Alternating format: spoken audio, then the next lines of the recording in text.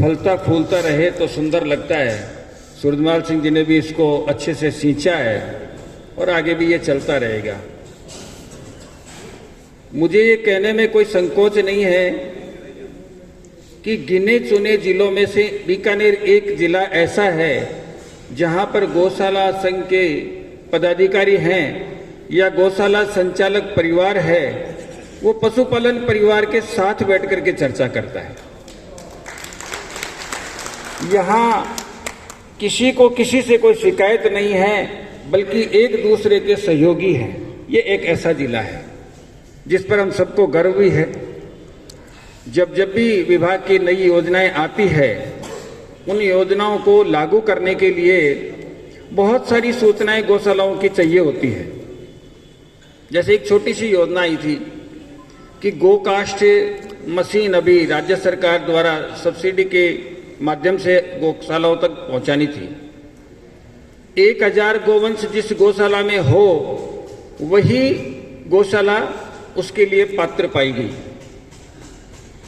लेकिन बदकिस्मती की बात है कि 1000 गोवंश से पालने वाली गौशाला, कुछ क्वेश्चन रहेंगे तो वो उत्तर आपके साथ बात होने के बाद में।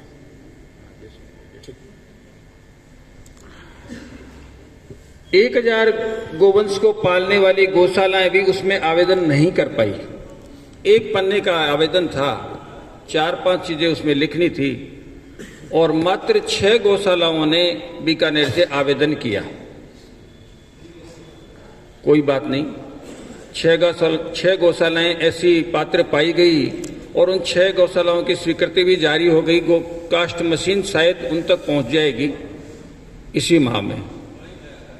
आपके सामने एक बड़ा लक्ष्य है। मैं जयपुर जिले का एक वीडियो देख रहा था जिसके अंदर एक संस्था ने गो कास्ट मशीन के माध्यम से दीपावली पर रावण दहन का जो वीडियो बनाया, वो केवल गो कास्ट से ही रावण का निर्माण करके और उसका दहन करना बताया।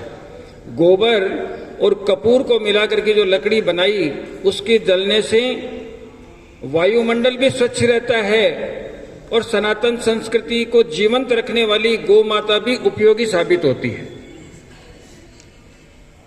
हमारे यहाँ बीकानेर में भी 6 गौशालाओं ने गो कास्ट मशीन के लिए अप्लाई किया और उनको मिलने वाली है।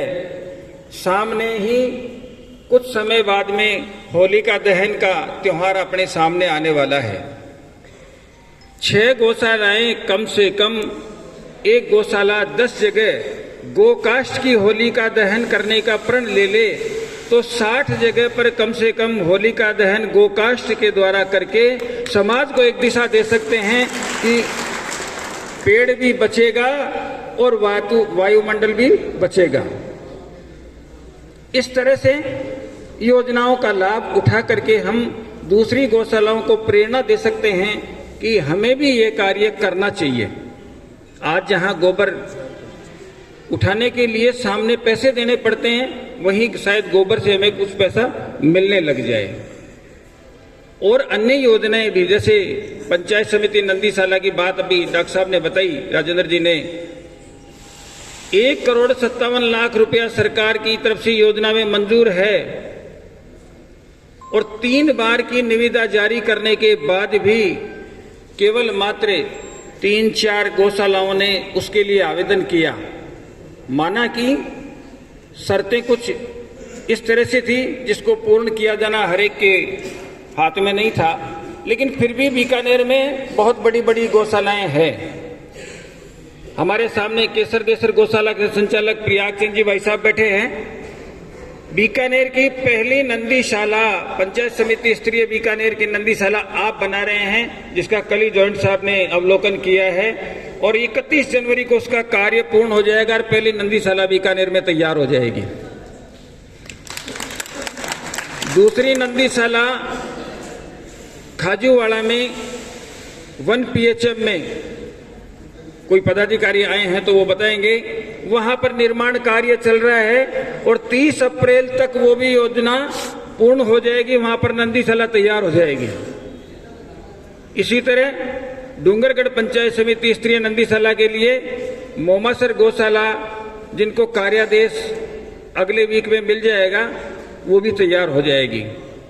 3 पंचायत समिति में ये योजना फलीभूत हो रही है। 6 पंचायत समिति के लिए निविदा जारी की गई है। आप सभी से विनम्र निवेदन है कि पांचों, नोखा, लूणकणसर, बज्जू, पोगल, इन पंचायत समिति के लिए किसी को भी अगर ये इच्छा है कि मैं ये खोलना चाहता हूं, तो उसके साथ विभाग आकर के खड़ा होगा, आपको पूरा मार्गदर्शन प्रदान करेगा और आप सामने आइए। इसी तरह 212 ग्राम पंचायतों में 1 करोड़ की योजना जो है, 5 बीघा जमीन चाहिए केवल, और बिल्कुल नई संस्था चाहिए। पुरानी गौशाला को कोई स्वीकृति नहीं दी जाएगी। नई संस्था कोई है और 5 बीघा उसके पास में जमीन है। 212 ग्राम पंचायत हैं जो एसपीपी पोर्टल पर डाली हुई है, किसी को चाहिए तो मुझसे ले सकता है। वो ग्राम पंचायतें जहां पर गौशाला नहीं हो, जहां पर चल रही है वहां वो स्वीकृति नहीं है। जिन ग्राम पंचायतों में गौशाला नहीं है, उन ग्राम पंचायतों के लिए 1 करोड़ की योजना सरकार की है। 90 लाख रुपया सरकार देगी, 10 लाख आपको लगाना है। तो वो भी चाहें तो आवेदन कर सकती हैं। उसकी भी अंतिम तिथि 13 जनवरी है। उसके लिए किसी प्रकार की समस्या आती है तो आप मुझसे संपर्क कर सकते हैं। अभी जैसे केपीआई की बात चल रही थी, सूरजमाल सिंह जी और डॉक्टर साहब दोनों आपस में चर्चा कर रहे थे कि ग्रेडिंग की बात एक नई आ गई है। अभी वर्तमान में जो शासन सचिव हैं हमारे डॉक्टर समित शर्मा जी, वो नवाचार के लिए जाने जाते हैं। और नवाचार एक बार तो थोड़ा मुश्किल सा लगता है, लेकिन जब उसका आनंद आने लगता है तो फिर वो अच्छा लगने लगता है। वो नवाचार ये है कि जैसे अभी सर्वश्रेष्ठ गौशाला के लिए डॉक्टर साहब बता रहे थे कि भाई सर्वश्रेष्ठ गौशाला के लिए कोई एक भी आवेदन नहीं आ रहा है।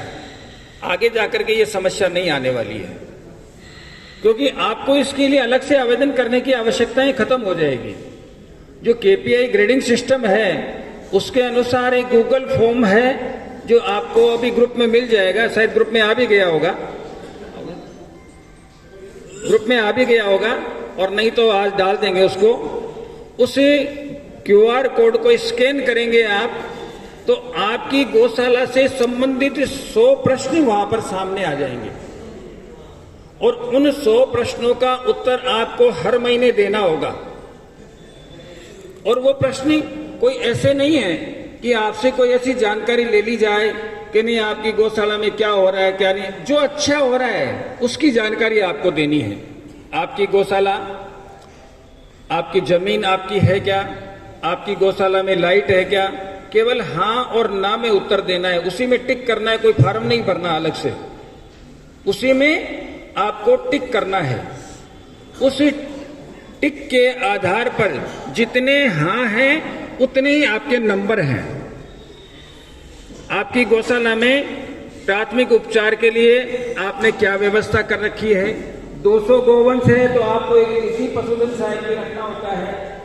आपकी गौशाला में आपके पशुओं के संवर्ग अनुसार अलग अलग वार्डों में रखा जाता है या नहीं रखा जाता है।